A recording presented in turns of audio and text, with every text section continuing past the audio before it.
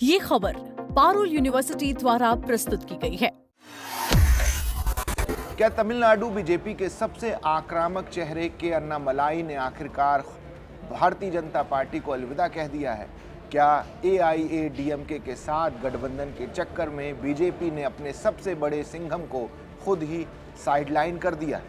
Vote share को 3% से 11% तक पहुंचाने वाले नेता को आखिर क्यों पार्टी से अलग होना पड़ा? क्या सीबीएसई की 3 भाषा नीति पर केंद्र सरकार का विरोध करना अन्नामलाई के विद्रोह का आखिरी संकेत था?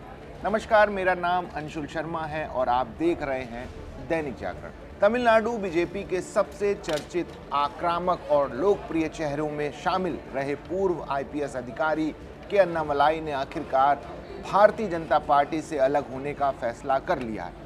कभी तमिलनाडु में बीजेपी की सबसे बड़ी उम्मीद माने जाने वाले के अन्नामलाई अब अपनी नई राह पर चलने वाले। उन्होंने न सिर्फ बीजेपी से इस्तीफा दिया बल्कि तमिलनाडु में एक नई राजनीतिक पार्टी बनाने की घोषणा भी कर दी है।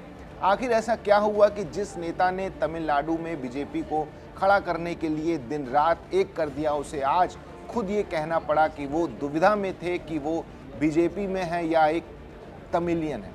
आइए जानते इस पूरी खबर का क्या है मामला। तमिलनाडु बीजेपी के पूर्व अध्यक्ष के अन्नामलाई ने आखिरकार बीजेपी की प्राथमिक सदस्यता से इस्तीफा दे दिया। सूत्रों के मुताबिक उन्होंने दिल्ली पहुंचकर बीजेपी की राष्ट्रीय अध्यक्ष नितिन नवीन से मुलाकात की और उन्हें अपना इस्तीफा सौंप दिया। इसके बाद वो गृह मंत्री अमित शाह और दूसरे बड़े नेताओं से भी मिले थे। दावा किया जा रहा था कि अमित शाह ने अन्नामलाई को मनाने की बहुत कोशिश भी की, लेकिन बात नहीं बन सकी।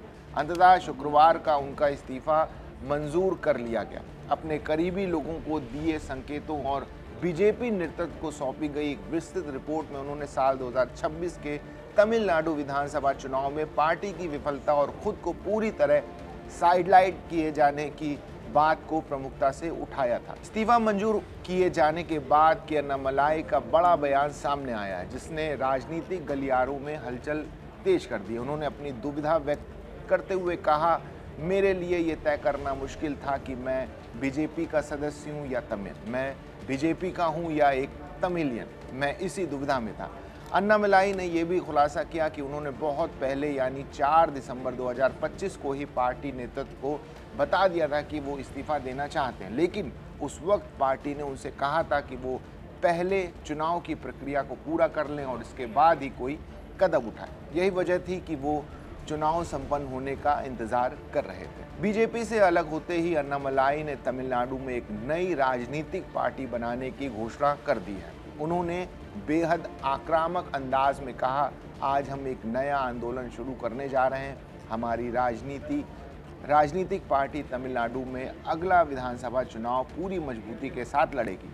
उनके इस ऐलान के बाद से ही उनके समर्थक और करीबी लोग बेहद उत्साहित हैं। अन्नामलाई का मानना है कि वो अब अपनी स्वतंत्र राजनीतिक राह पर आगे बढ़ना चाहते हैं ताकि वो बिना किसी बंधन के तमिलनाडु के लोगों के हितों के लिए काम कर सकें। आइए जानते हैं कि अन्नामलाई का ये सफ़र कैसे शुरू हुआ था। कि अन्नामलाई ने मई 2019 में अपनी आईपीएस की सेवा छोड़ दी थी। इसके बाद उन्होंने वी द लीडर फाउंडेशन नाम से सामाजिक कार्य करना शुरू किया था। दिलचस्प बात यह है कि राजनीति में आने के लिए उनकी पहली पसंद बीजेपी नहीं थी, बल्कि वो अभिनेता रजनीकांत के साथ जाना चाहते थे। लेकिन जब रजनीकांत की राजनीतिक योजना आगे नहीं बढ़ सकी, तब अन्नामलाई ने साल 2020 में बीजेपी का दामन थाम लिया। साल 2021 के विधानसभा चुनाव में वो अरवाकुरुची सीट से चुनाव हार गए, लेकिन उन्होंने पश्चिम तमिलनाडु में बीजेपी को 2 सीटें दिलाने में बहुत अहम भूमिका निभाई। बीजेपी के केंद्रीय नेतृत्व ने अन्नामलाई की लोकप्रियता और उनकी आक्रामक शैली को बहुत जल्दी पहचान लिया। यही वजह है कि महज 1 साल के अंदर उन्हें तमिलनाडु बीजेपी का प्रदेश अध्यक्ष बना दिया गया।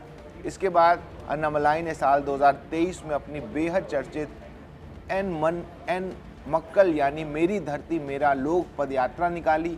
इस यात्रा ने तमिलनाडु में बीजेपी की मौजूदगी को एक नई पहचान दी। ये पदयात्रा 200 दिन तक चली और इसने राज्य की सभी 234 विधानसभा सीटों को कवर किया।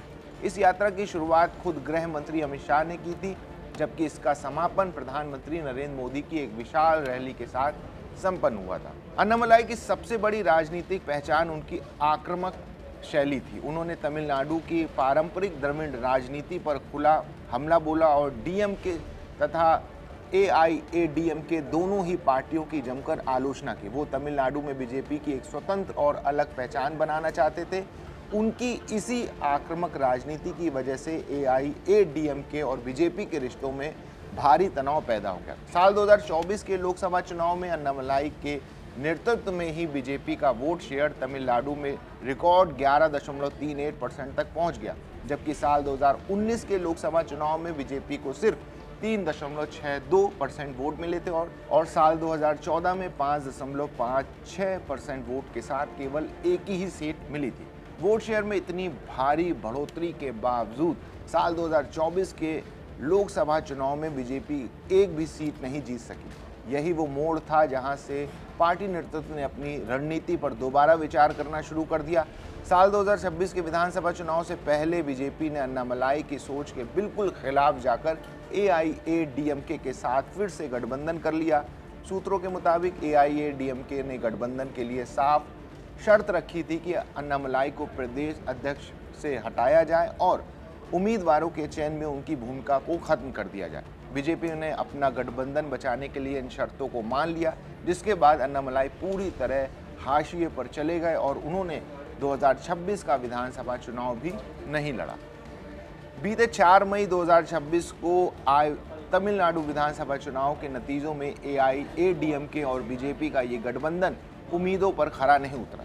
बीजेपी को इस चुनाव में सिर्फ एक ही सीट पर जीत मिली। यहाँ दिलचस्प बात ये रही कि साल 2021 में जब बीजेपी अकेले या अलग स्थिति में थी तब उसने 4 सीटें जीती थीं और पार्टी का वोट शेयर 2.62% था। वहीं साल 2026 में वोट शेयर थोड़ा बढ़कर 2.99% ज़रूर हुआ, लेकिन सीटें घटकर सिर्फ एक ही रह गई। इस परिणाम के बाद अब बीजेपी के भीतर ही ये सवाल उठने लगा है कि क्या पार्टी ने अन्नामलाई वाले नए प्रयोग को बहुत जल्दी छोड़ दिया। अन्नामलाई की नाराजगी पहली बार सार्वजनिक रूप से तब खुलकर सामने आई जब उन्होंने सीबीएसई की नई 3 भाषा नीति पर सीधे केंद्र सरकार की आलोचना कर दी। 15 मई को सीबीएसई ने कक्षा 9 से 3 भाषाएं अनिवार्य करने का एक नोटिफिकेशन जारी किया था। इस पर अन्नामलाई ने सोशल मीडिया प्लेटफॉर्म एक्स पर लिखा कि तमिलनाडु के कई अभिभावकों के लिए ये चौंकाने वाला फैसला है और इतने कम वक्त में छात्रों पर नई भाषा थोपना उनके सीखने की क्षमता को प्रभावित करेगा। चूँकि तमिलनाडु में भाषा का मुद्दा बेहद संवेदनशील माना जाता है, इसलिए बीजेपी की आधिकारिक लाइन से अलग जाकर दिया गया अन्नामलाई का ये बयान उनके संभावित विद्रोह का साफ संकेत माना गया। अन्नामलाई अब पूरी तरह से अपनी खुद की नई क्षेत्रीय पार्टी और आंदोलन को खड़ा करने की तैयारी में है। उनका मानना है कि एक राष्ट्रीय पार्टी में रहकर उनकी राजनीतिक वृद्धि सीमित हो रही थी। राजनीतिक विश्लेषकों का भी कहना है कि तमिलनाडु में इस वक्त नई राजनीति के लिए जगह मौजूद है, जिसे अभिनेता विजय और उनकी पार्टी टीवीके की सफलता ने साबित भी किया है। युवाओं के बीच अन्नामलाई की बहुत अच्छी पकड़ है। हालांकि वो लोकप्रियता में अभिनेता विजय के स्तर पर नहीं, लेकिन फिर भी बीजेपी के लिए उनका जाना एक बहुत बड़ा झटका माना जा रहा है। अन्नामलाई की पार्टी से बाहर जाने के कारण बीजेपी को अब तमिलनाडु में लगभग शुरुआत से काम करना पड़ सकता है। पार्टी को अब इस बात का भी डर सता रहा है कि राज्य के बाकी स्थानीय नेता और कार्यकर्ता भी अन्नामलाई के साथ जा सकते हैं। इससे पार्टी कार्यकर्ताओं का मनोबल पूरी तरह गिर सकता है और तमिलनाडु में बीजेपी की अलग पहचान बनाने की कोशिश बहुत कमज़ोर पड़ सकती है। राजनीतिक जानकारों का मानना है कि बीजेपी यहाँ 2 रास्तों के बीच फंस गई है।